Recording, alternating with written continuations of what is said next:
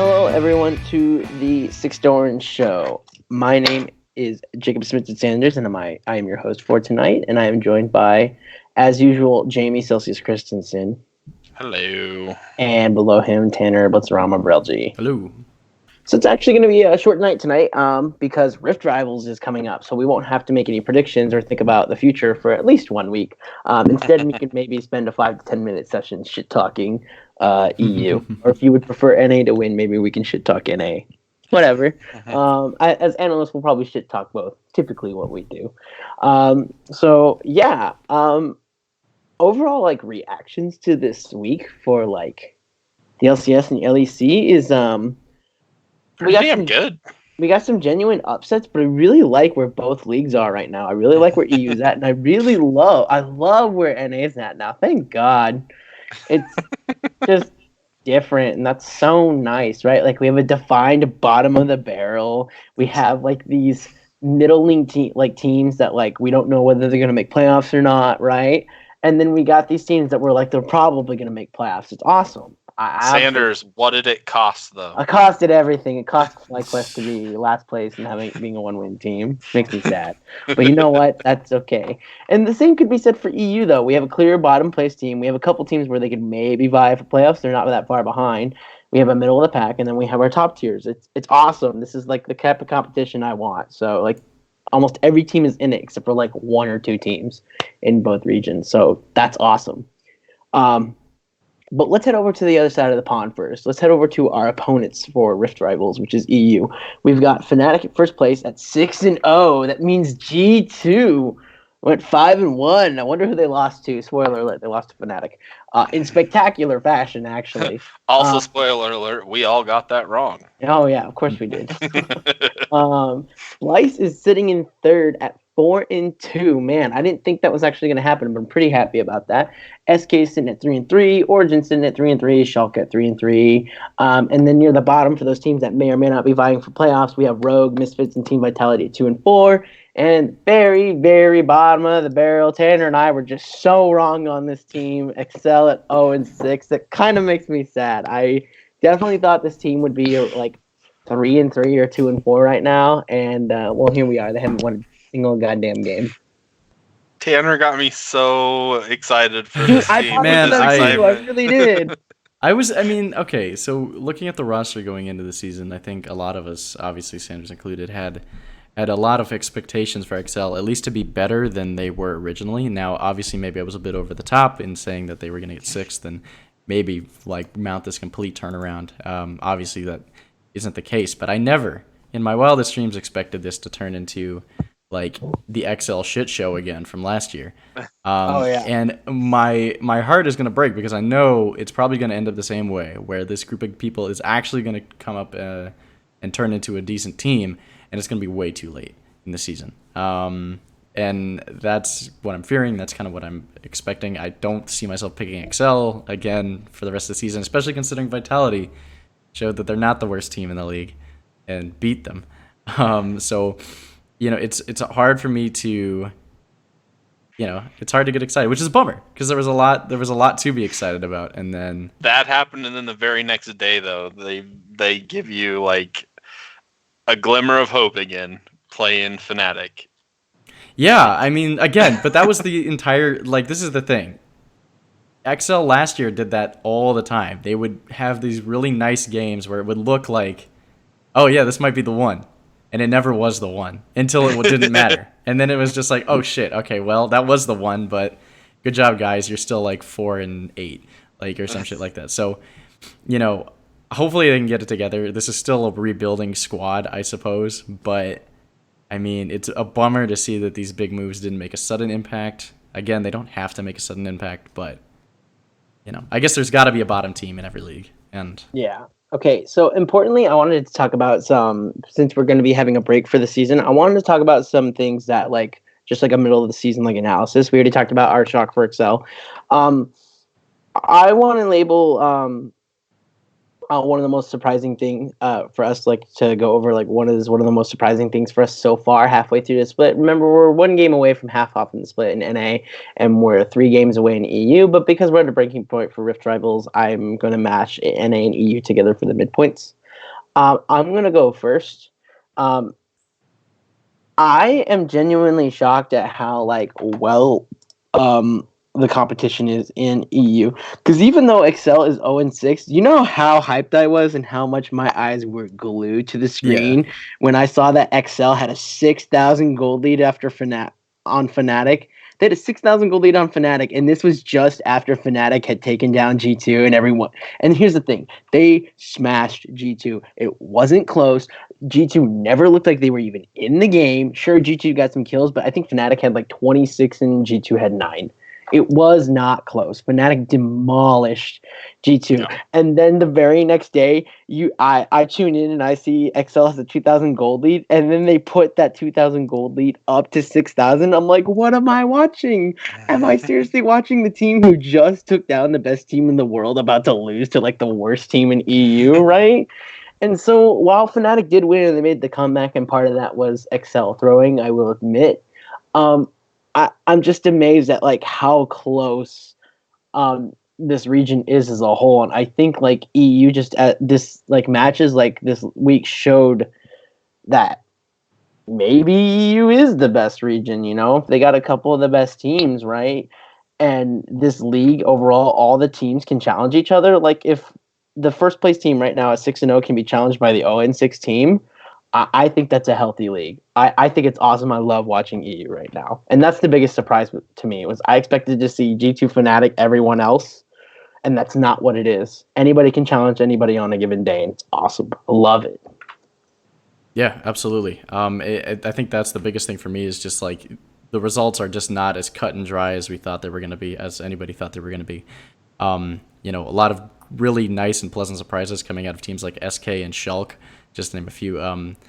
Where the teams that we're all kind of sour on look like good on occasion, and in the case of Schalke, have looked much better than any of us thought. Like, you look at Origin still pulling their weight. You still, again, look at G2 not being an invincible force, and again, that probably has something to do with the fact that Europe might just be that good. I think coming into this weekend with Rift Rivals, that's going to be one of the biggest topics is EU that good? Because if they are, man, I mean, is it an NA slaughter? Is it like it's gonna be hard to see. But yeah, it's been good television. I am officially worried. I know we're going to talk more about Rivals in a bit, but I am officially worried after watching the dismantling of G2 by Fnatic and the fact that Fnatic will be one of the teams representing EU. That's scary because I still think that G2 is the strongest, like, it's still one of the strongest teams in the world. Fnatic just showed, and it's a best of one, so you can't read too much into it, but they dismantled them, and I think they showed that they know how to play against their former teammate in Caps. I definitely enjoyed watching the Excel Fnatic game, but I don't know if I'm going to read as much into it because Fnatic did just get done playing probably the biggest match of the season and the day before against G2, and so they probably did not put as much energy into Excel. And honestly, after dismantling G2, let's be honest, they probably went into the game against Excel thinking this is going to be really easy. That's the thing is it wasn't, right? And that's awesome. That's also just a little bit because of them being a little too confident. Like, you playing down to your competition. Exactly. Like, we talk about football a lot. Before the Browns became the Browns of recent, if you went in to play a game against the Browns and completely took them for granted, there was a chance that they were going to give you a game. It was nerve-wrackingly close too many times. Right. So, like, that's how I see this. I see this as Fnatic took Excel for granted, like extremely for granted, and it almost cost them a game. But they're good enough, and Excel is unfortunately bad enough that they were able to make the comeback slowly but surely and ultimately win the game. I guess my surprise is honestly, every season I expect it to be like a close 1 through 10. Like, these are all pro teams. They're all pro players. I expect maybe that some of the teams that didn't perform well in the previous splits, especially ones that made changes to come in and maybe struggle, but also, like, you know, hopefully get their act together. So I don't ever expect there to be like a huge gap. Obviously, we all came into this season expecting there to be a huge gap between G2 Fnatic and everybody else. And I guess we can say that that gap is a lot smaller, but I think that it's only smaller between, say, the top 6 teams. I think that your 3-3 or better teams have looked really good. And the games that they've lost, I could argue in a lot of cases that, you know, one small thing happens differently. Those teams come out with a win instead of a loss. Vitality until this week did not show anything. This week they finally looked like the Vitality of old, and I will say that it was refreshing to see Jizuke play a champion like Silas, because I thought he did amazing at that, like with stealing the ults. I think that's just like a perfect champion for him. Misfits, like, I've stopped getting overly hyped on them because they tend to show you games where you're like, this is one of the best teams in Europe, and then they proceed to show you 3 games where they're one of the worst teams in Europe. True. It's true, though. And their record right now is showing exactly that, in my opinion. Rogue, I don't think any of us had high expectations for them, so they might be overperforming a little bit to what we expected, and they're still sitting at 2-4. But, you know, it's nice to see a team that we didn't have very high expectations for performing better than we thought. Like I said, though, the top 6 teams, I really think that if you put any of those 6 teams against any of those other 6, or like any team in that 6, then they will come out and, you know, it'll be a boxing match. Like, it's probably not going to be a steamroll. And that even includes G2. Like, they're dominant, but I never thought going into the season that they were infallible. And I mean, they showed that against Fnatic. I think that it's possible they show it again before the end of the season. Selceus' opinion, sponsored by Raising Canes. Tanner? Man, I mean, if I don't know. They want to throw a sponsor our way, you know, that's cool. Dude, I'd be so lit with that. That'd be nice. Yeah, I mean, it's, you know, to back up that point on Excel, that's also why I wasn't too overly hyped about it, because I mean, as much as I wanted it, it always seems like a trend for Excel to not win those kinds of games.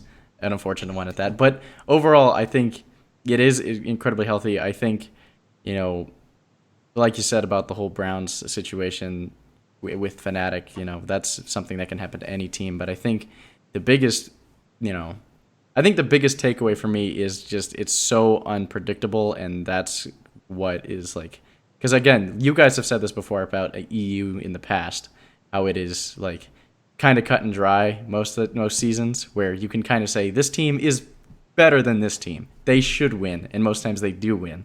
Now we've got, well, okay, is Fnatic gonna beat G2 today, and then is any number of these other teams going to beat any number of these other teams today?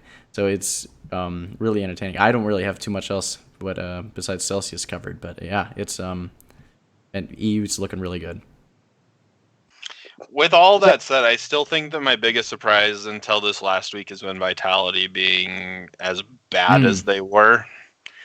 Like, we've mentioned this before, but like, until this week, Vitality looked like they were dead in the water. Like, they looked like they were going to be trying to tie Excel for worst record in the LEC. And I really hope that this week is a sign of things to come for Vitality. I think they needed this week. They played Excel and got their first win, got over that hump. And then they played SK, who has shown to be a decent team. Like, they have who did they beat that was impressive? I guess in week 1, day 2, they beat Schalke. That's their most impressive win. But still, like a team that is ahead of them in the standings, Vitality was able to come in and beat. And so I hope that this is a sign of things to come because it is still early. So I guess don't write Vitality off yet if they look like this going forward. But since we are only 3 weeks in, 2 of the 3 weeks does not look good for them. And I would say that that's probably my most surprising thing. Okay, so I got one last question for you guys to debate. Not really something I'm going to put an opinion on. We have an outlined top 3. We have Fnatic, G2, and Splice, right? And the reason I ask this is because Splice's lone losses are to Schalke and G2. They have beaten Vitality. They've beaten Rogue. They've beaten what was it? It's Vitality, Rogue. Splice has beaten Excel. They've beaten Vitality, Rogue, Excel, and Origin. Yep. Could they possibly be a defined third place team? I mean, they technically be our presumed third place team in Origin, right? Now, this is a team we said that could drop. Origin could. But they've pretty much beaten everyone that they need to at this point. I mean, they lost to G2. That's forgivable. Schalke's kind of a wild card, so maybe that's forgivable as well. But they've beaten everyone else pretty handily. Like, I don't think any of these matches Slice has played has been like super close. It hasn't been dominant either. It's kind of just that old style slow NA play that TSM and Cloud9 were really good at back in the day. They were just slow games, and eventually TSM and Cloud9 just won a team fight, and then it was over. And that's kind of how Cloud9's playing right now.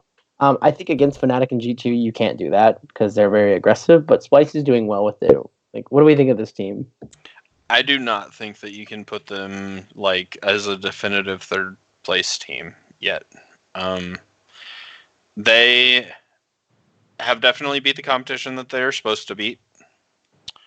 They lost to G2. Nobody's blaming them for that.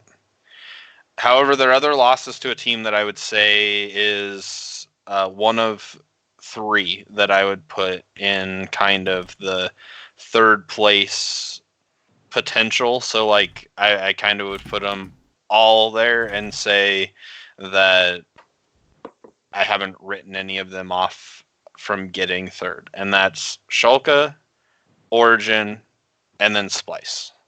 The fact that they lost to Schalke, who has, I think that they had some really good games this week. They beat Origin.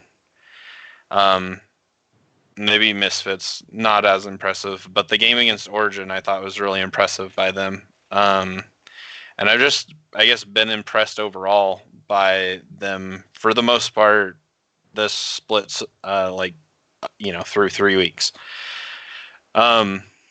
But yeah, I'm not ready to pencil in, or I guess pin in Splice.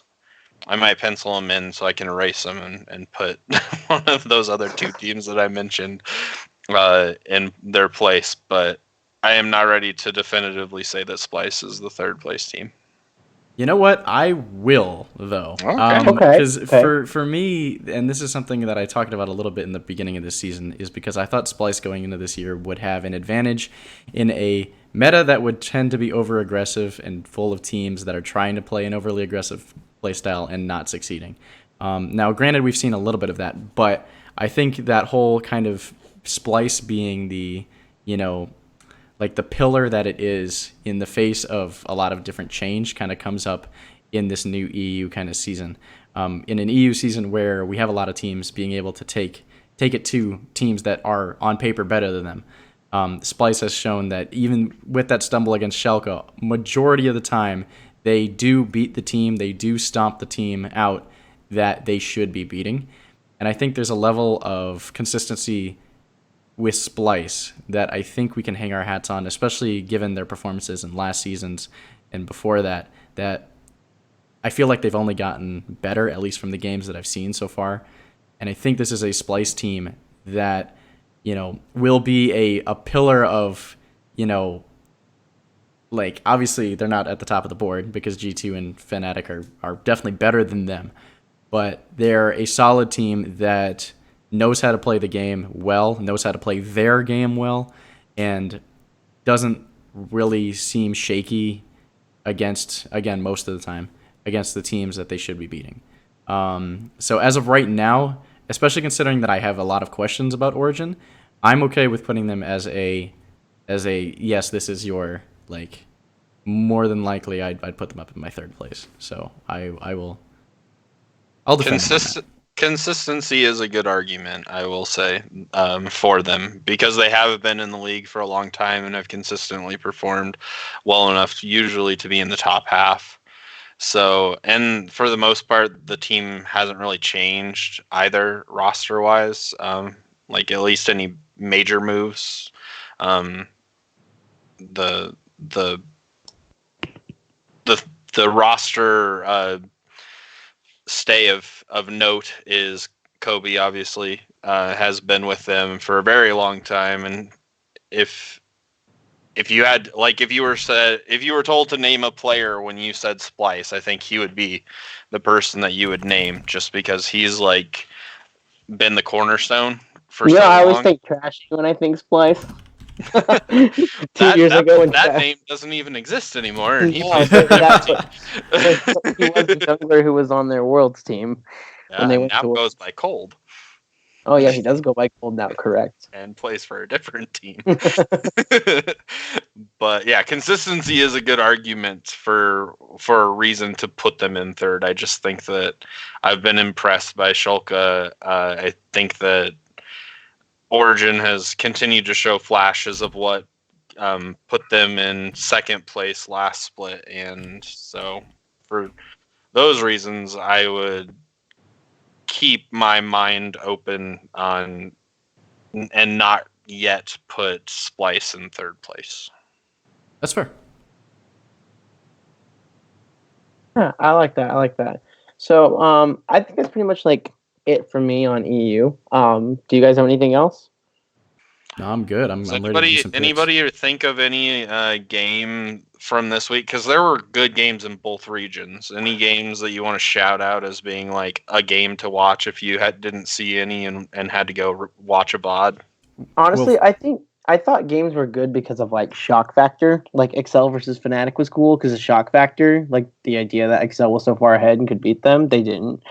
Fnatic versus G2, I don't think it's like a good game. I think it's like a lot of. If you want to watch a stomp of what is considered the best team in the world right now, or at least the best team of the West right now, then that's the one to watch. Fnatic versus G2, I thought was like really stupid. So like, when you go back and watch the highlights, half the time you got to sit there and think, why is Caps there? Why is Bwipo there? What the fuck is Perks doing, right? Like, none of it really makes sense, and it was just Fnatic saying, hey, you made a mistake. Boom, you're dead.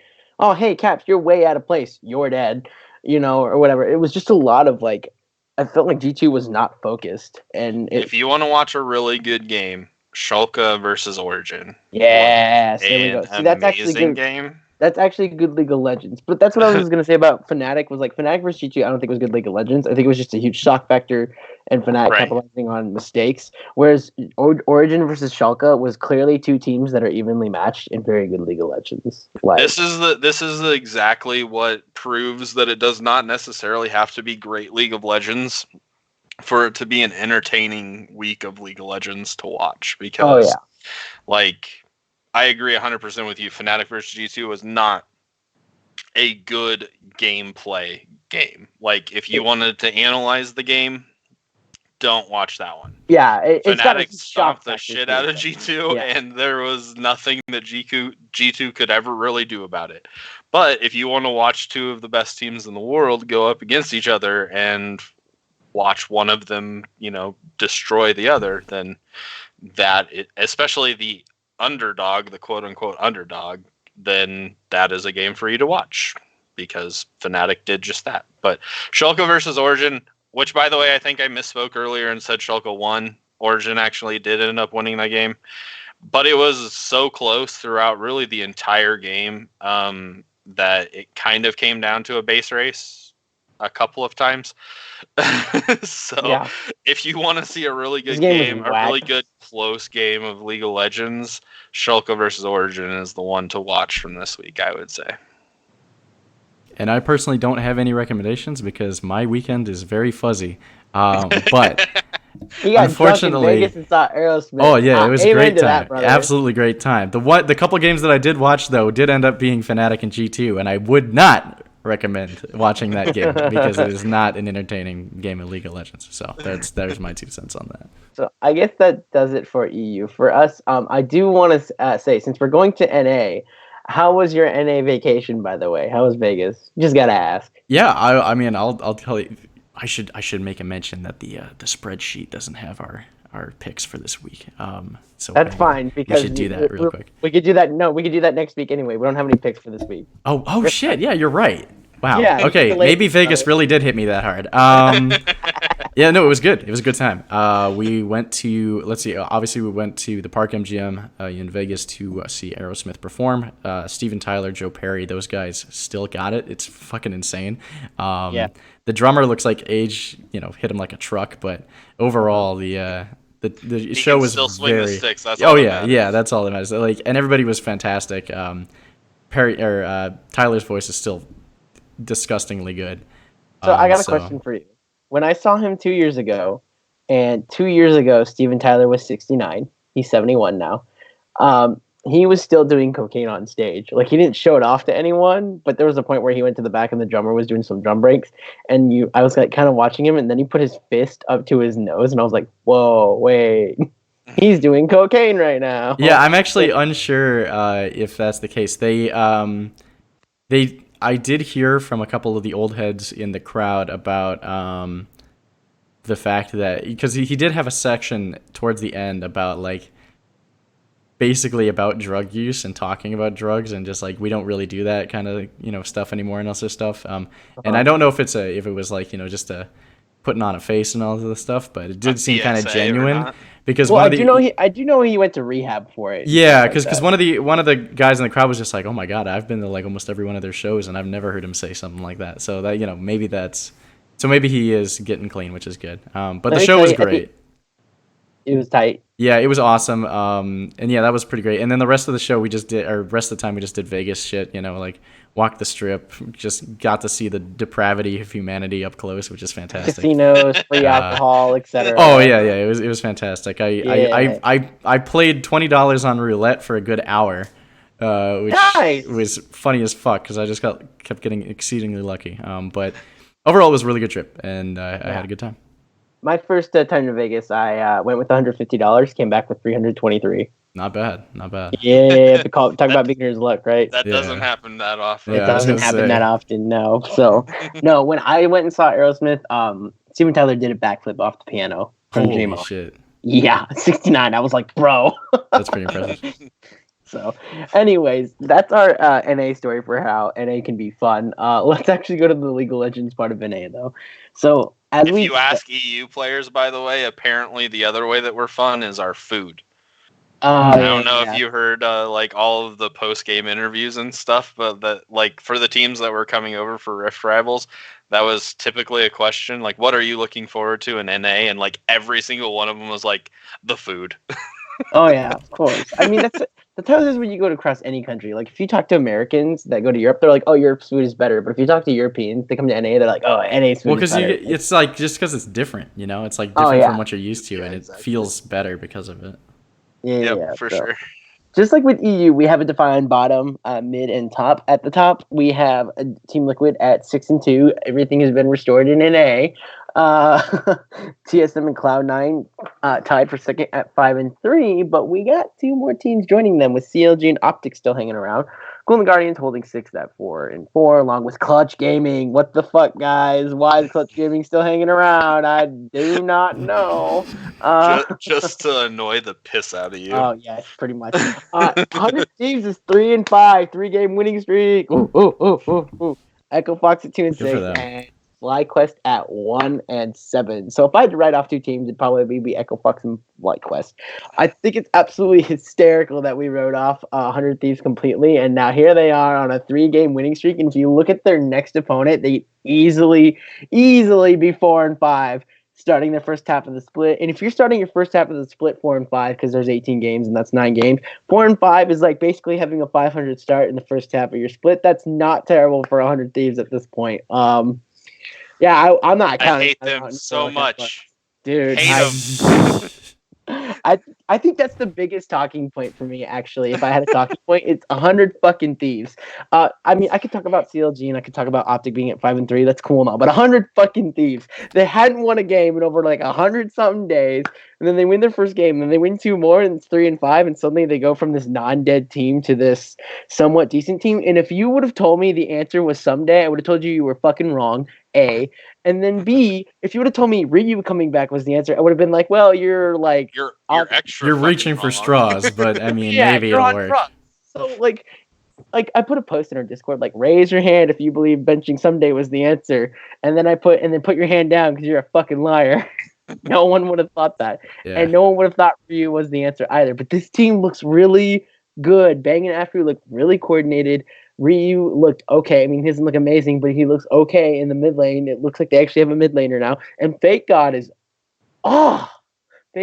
actually really good. What is it with NA top laners, boys? Because we are He has God shoving in his them out name. of here. It's consistently, one of the craziest things. Like, NA top talent is. EU is gonna start importing our top laners like we've been importing their mid laners. I wouldn't be surprised at some point.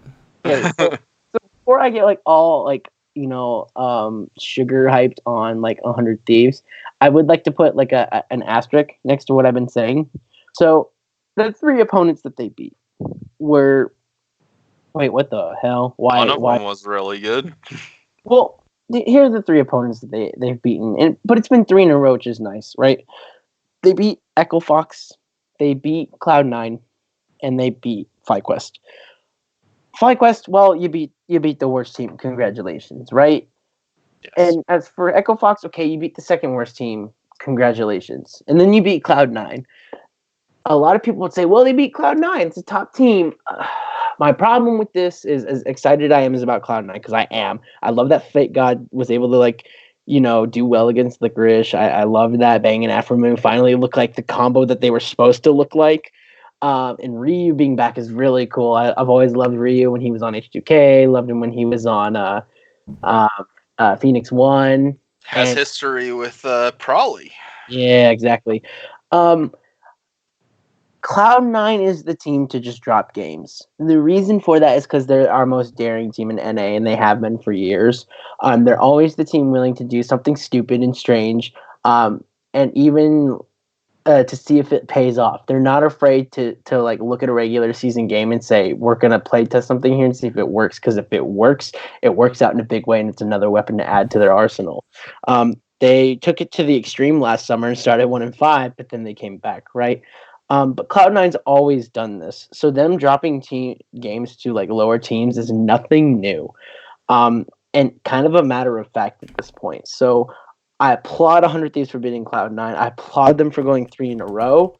If it was like Team Liquid, I'd be a little more hyped though. But because it was Cloud9, a team I would expect to drop a game occasionally, I'm going to give them more props. I'm going to be excited about them like I am right now. I'm excited about Ryu. I'm excited about Fate God. I like the way Amazing's fitting in. Bang and Afro look good.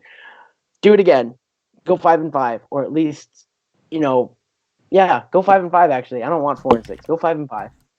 Go 4-5 and I'll buy. I am currently looking at their stock. I'm not looking to buy, but I'm currently like, that stock looks kind of interesting. Maybe if it went up a little bit more, I'd buy. So that's how I'm looking at 100 Thieves, and they're the most genuine shock to me. They went from literally worst team we've ever seen since Team Coast to it's like, well, where in the fuck did this team show up? So I heard some good analysis about why these changes are the answer for them, and I agree 100% with you. If you would have asked me if someday was swapping him out was the answer, I would have been like, go fuck yourself. He's the best player on their team. But the problem is that at least early in the game, he is not super proactive. He doesn't lose game because he doesn't take a lot of risk. When you see him pop off, it's because he knows that he has the advantage and he just takes advantage of it. But Fate God being a rookie, or at least a young gun, is a little bit more daring and puts himself out there, which can be a bad thing. But also, if you don't, so like Licorice and Whippo. Yeah, if you willing to don't take the completely chance. fuck up, then it also can be a really good thing because Whippo and Licorice, as examples that you just brought up, are really good at what they do. So if you can But have we've a also little bit seen of Licorice and control, Whipple falter. yeah, if you can be controlled, I think that like it can be a good thing. But you if you ever like lose focus, which is typically what I would say happens with Whippo and Licorice when they have those falters, is exactly what happens to those two. Like but the thing is that I don't know if I'm yet ready to put him up there, like to say that he's as good as those two players that we mentioned. So I think as of right now, the 3 games that he's been in and that they've looked good is, has been the good side of him being aggressive. But because he's aggressive, they were able to then bring in Ryu, and I think that that's actually the biggest difference and the best thing for them is Ryu is known to be a shot caller. He also, I think, was acting as like a coach for them before he came in. Um, and if that's the case, then that means that he got to watch all the scrims, he got to watch all the games and analyze them, see what people needed to work on, what people like, what might help people during the game, and he's able to bring that plus his experience to the game and help them during it, which in turn also helps. Actually, the aggressiveness from Fate God is also what's helping Amazing. Amazing is the type of jungler who wants to be able to help his solo lanes, and with Someday playing a little bit more passively, um, Amazing wasn't able to be as successful helping him out. But Fake God being pushing up in the lane, Amazing's able to go up there and help him get ahead. So those things together, along with Bang always really still being a good player,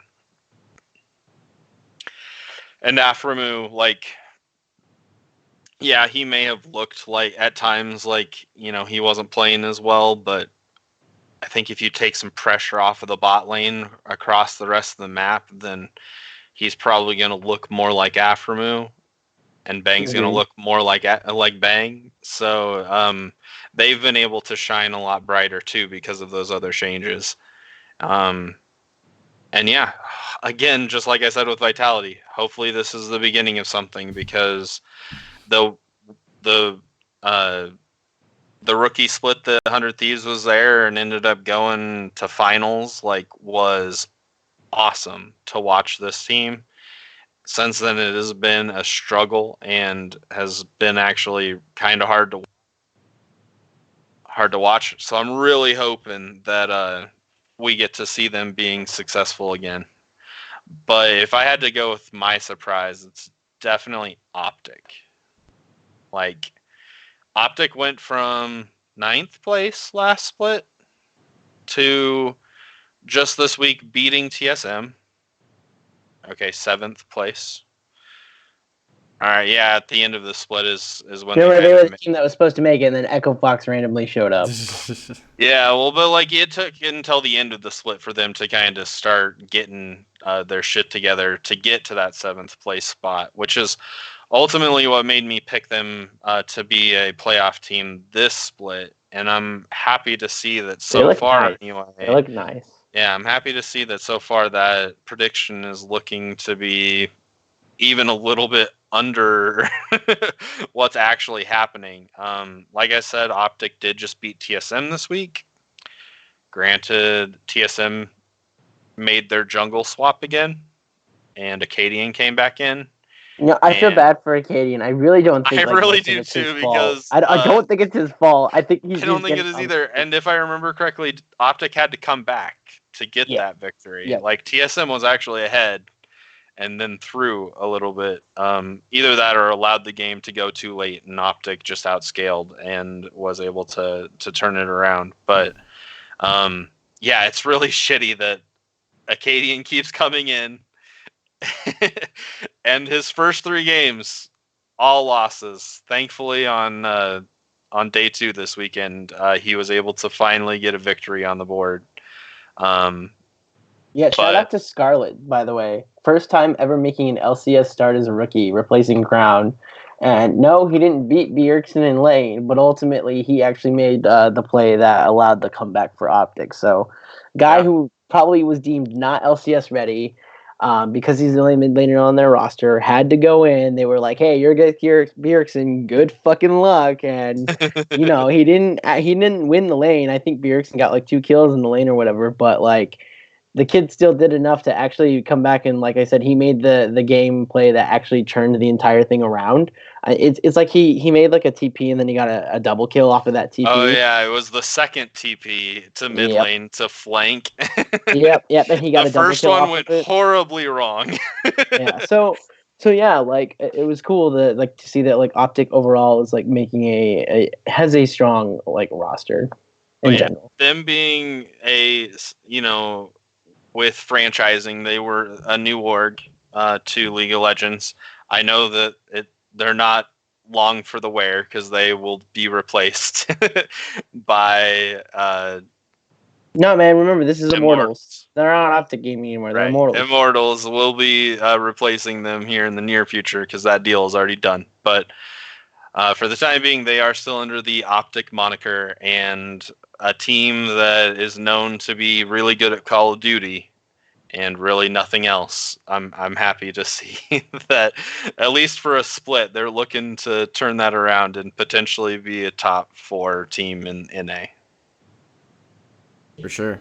What about you, Tanner? What's your biggest surprise? Man, I mean, it's hard to not say 100 Thieves. I still want to give it some time though, because they are playing against. If I'm not mistaken, they do have TL and TSM as their next opponents. I think you are correct. Let me double check on that for you right now. I want to see how they do against those teams because, I guess TSM going into this season, and TL are their next matchups. Yep. Going into this season, minus the C9 game, I would have expected them to win the games that they did. Obviously, we didn't know about how disastrous their falling apart was going to be again to start the season, but they look good. Again, this was one of the games that I did make sure that I ended up watching, and they look solid. Ryu actually looked like a decent mid laner. It was like everything. I mean, it was so refreshing to see what I can only assume was communication between players on 100 Thieves. No, running after Baron buffed opponents only to, what happens when you talk. Yeah, and, it's kind of crazy to think about the whole it being Someday thing, but maybe if Someday was making a lot of the shot calls or like making a lot of the noise in chat, it's completely possible that was like throwing off the other guys on the team. But yeah, I would have never guessed that. I was on the bench Afro train for sure, but it definitely seems like something swapped there.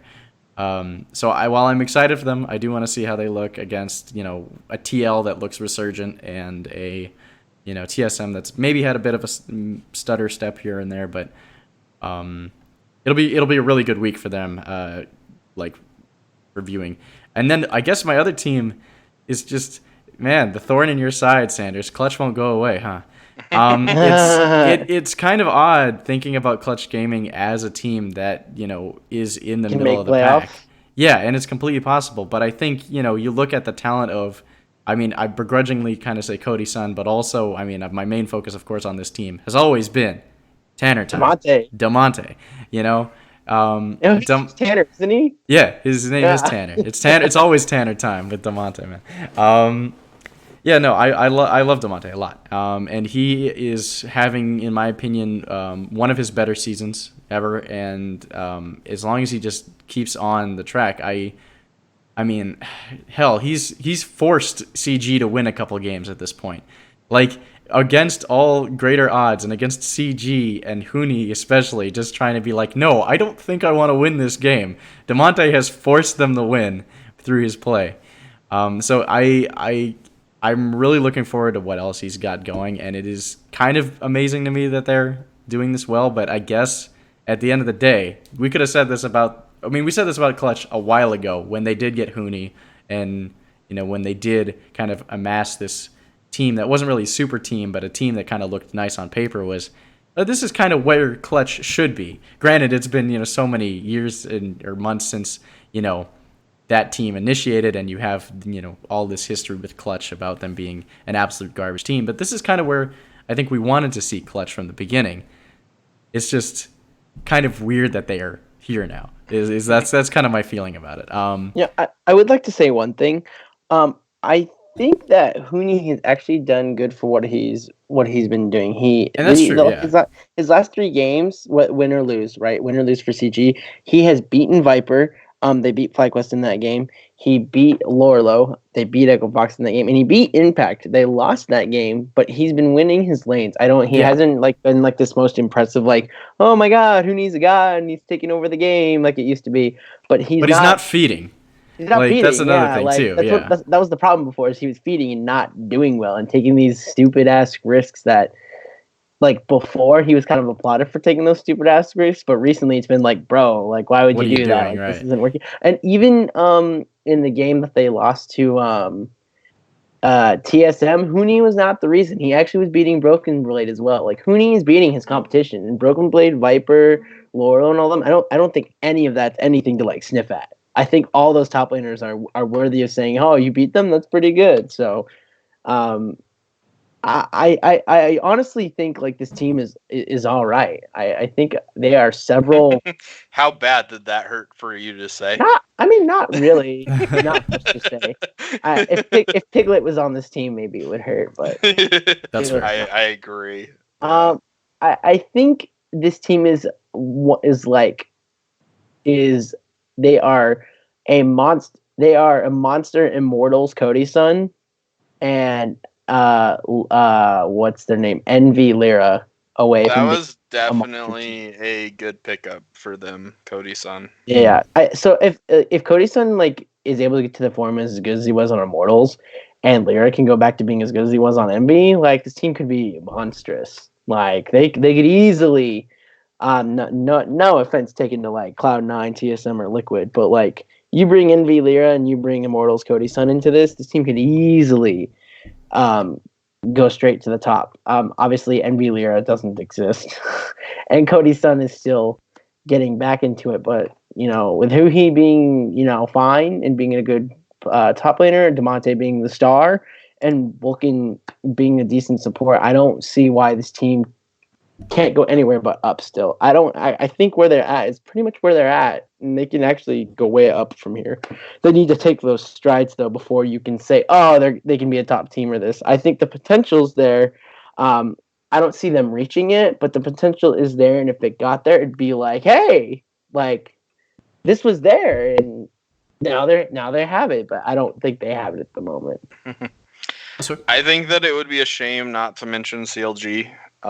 Here as Fair. well as quick thing on CLG before you go. Yeah, Ruin in their 8 games has not played the same champion.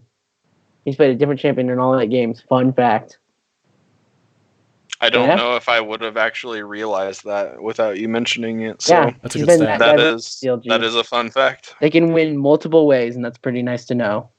All I was gonna say though, I'm not gonna dig too much into it, but this team went from one of the worst in the league, falling off somehow. We didn't really understand it.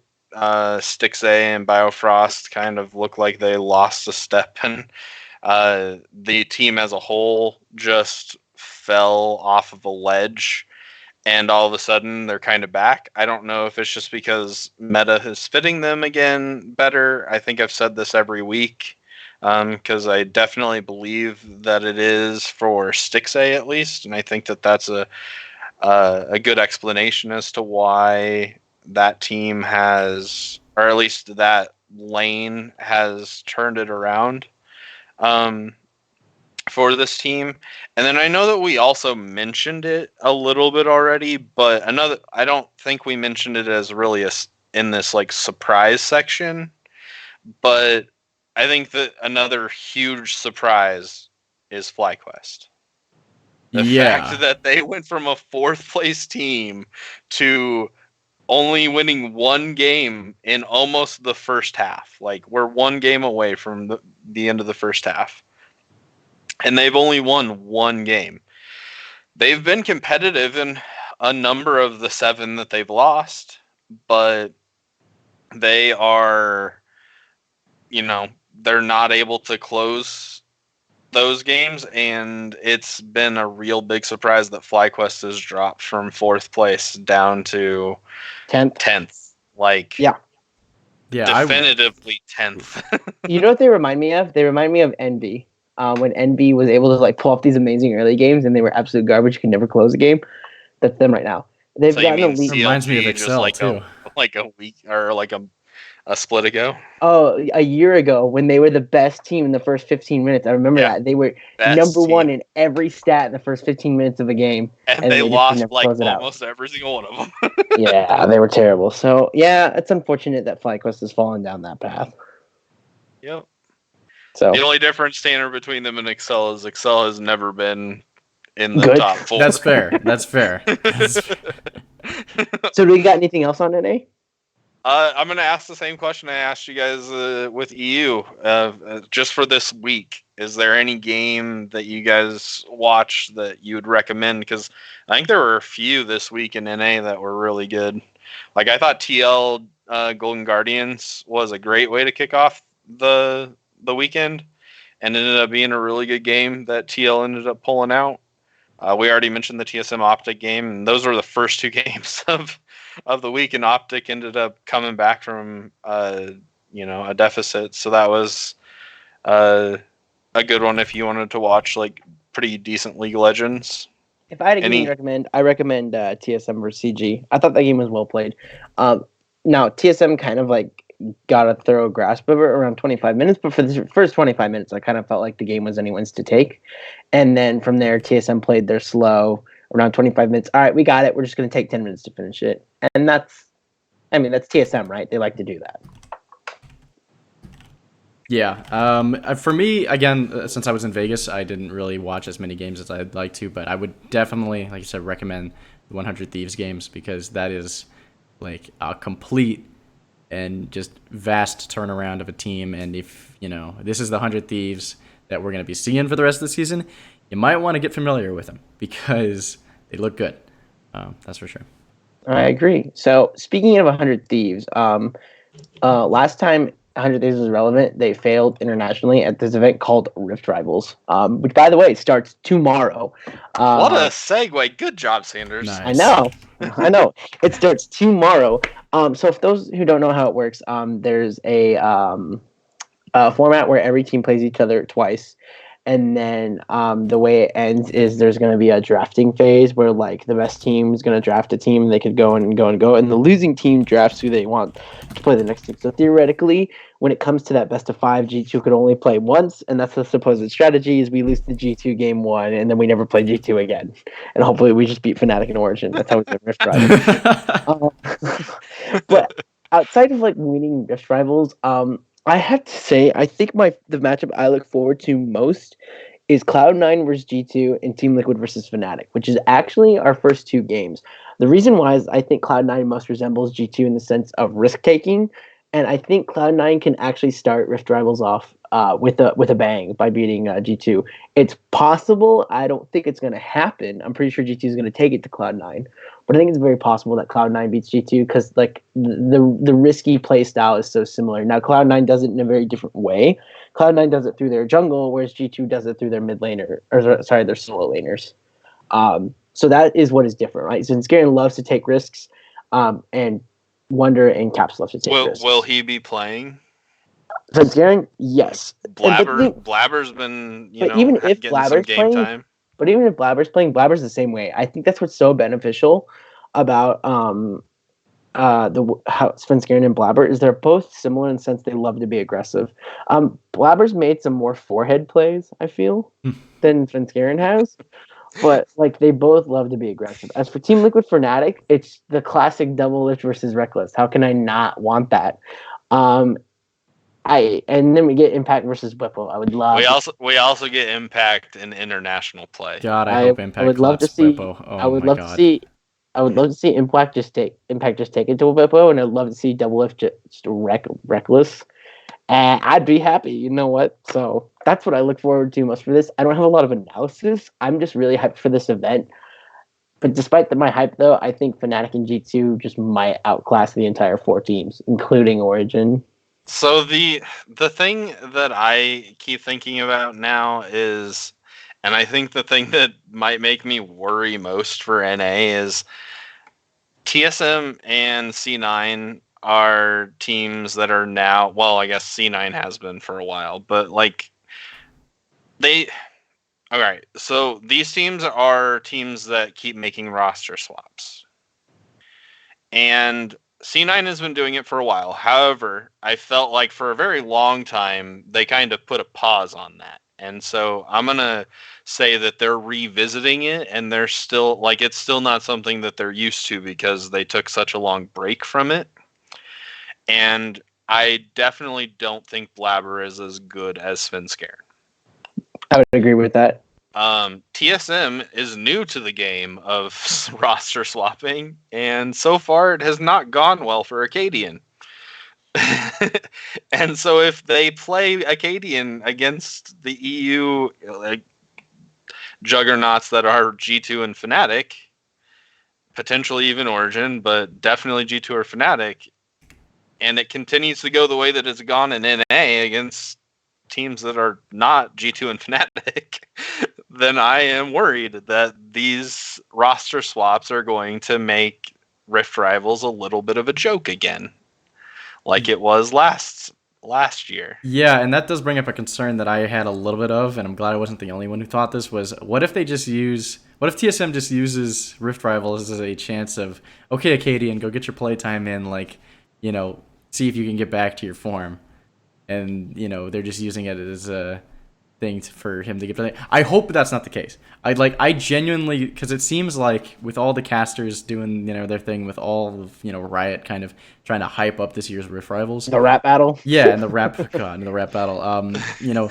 With all of that in mind, obviously Riot wants us to take this thing seriously, but it's up to the teams themselves to put forward their best, or else nobody's going to want to watch. Nobody's going to want to take this seriously.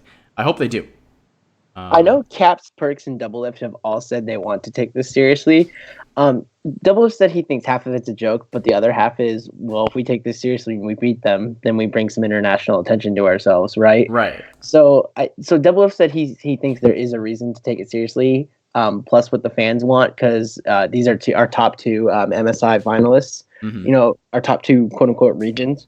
I'm going to put quotes around that, top two regions. I don't think that for NA, but based on MSI. Right. There's a lot. I think there's a lot more at stake here than before. Even if, let's just say TSM plays Acadian, I don't think that's experimenting. I think that's them continuing to say, this is our game plan with Acadian. We need this to work. We want this to work because we want to put out different jungle styles. It's very I'm not necessarily saying that I think it's experimental either. I think that that's them also saying that it's like we're continuing what we went into this split, like our strategy for this split. But yeah.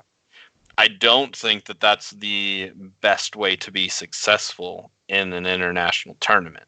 I agree. The one thing I would like to say, though, is with the part of it being like you don't have to take this the most seriously, although I think the teams are going to take it more seriously, is with the 100 Thieves, it was just a joke last year, right? I think with TSM, it's, look, we know our mistakes. We know what we're doing. Greg, you're going to get some playtime because we've been successful, and we want to see what Greg can do against EU's best. But also with Acadian, it's like Acadian. Like, we know what our mistakes are. Focus on fixing them. Let's beat EU's best kind of thing. I think there's a lot that TSM can take out of this. Same thing goes for Cloud9, with Blabber and Svenskeren. And Team Liquid, is just a super team. They don't need to sub out people. They can just straight up beat whoever's in front of them. They need their revenge on G2 is what they need. So, yeah. So Rift Rivals starts tomorrow. It's at 12:30. Do we got anything else on this? I didn't plan on having a long segment on it. We kind of took away my thunder because I was going to say the matchup I'm looking forward to the most is Dracos versus Captain Flowers. If you want to watch that, go watch the YouTube video. They made a rap battle for Rift Rivals. Just type in Rift Rivals rap battle. And it's pretty good. Like, some of the shit that they do is kind of cheesy, and this is definitely one of those things. But it's cheesy in a good way, and quality cheese. Yeah, I would definitely recommend. This is coming from an old man, so. If you like 90s rap, that's definitely the beats they go with. That's not even why. It's not even that I was, alive then. Tanner, you got anything? Yeah. No, I don't. I'm still just kind of reeling from that rap battle, honestly. I still don't know what to make of it. I mean, Dude, you the want my Draco's take? line- Captain Flower is absolutely obliterated. Obliterate him. So, I think Captain Flowers had the best flow in that video, but I thought Draco's had the best bars, in the sense that like I think just anything he said, like Sneaky looks better in a dress than the bot lane. I thought that was amazing. When he Land said of we're the gonna make you guys keep your land's namesake, the land of the free, and I'm like, damn. yeah, there was definitely some clever stuff, but Yeah. I mean, yeah, I'm excited for Rift Rivals, and hopefully it does live up to it because again, like you said, seems like everybody wants it to. So Yeah. And honestly, if it comes down to like, the fifth game, in the best of five or whatever, and it's super hype, and let's just say it's like, I hope it's not Origin in the last game. I hope it's like Fnatic at least in the last game, or maybe Team Liquid. Team Liquid is picked, and Team Liquid's like, all right, fuck you, EU. We want G2. Here's our revenge. Last game, kind of thing. that would be pretty fucking hype. I don't want us to take the easy way out where we're like, oh, fifth game Origin so we can win. No. Fucking pick G2, man up, and if we lose, we lost to G2. But if we win, boom, NA greater than EU. Simple as that. gotcha. That's fair. So that's all I got on Rift Rivals. We got to beat G2 for NA to be greater than EU. There's a rhyme for you. I'm gonna get out of here. All right, so you can find us on our six door. You can find us on Discord. yeah, not six doors. You can find us on our six doors Discord. You can find us on Twitter, JCG Sanders TBS, or at Six Dorans, or you can find Tanner at Blitzerama on there. Is there anything else? Oh, sounds good. All right, cool, boys. Then from Tanner at Blitzerama, Brelje, and Jamie Selceus Christensen, I am Jacob Sminted Sanders. We shall see you all on the Rift. NA greater than EU. Or Teamfight Tactics.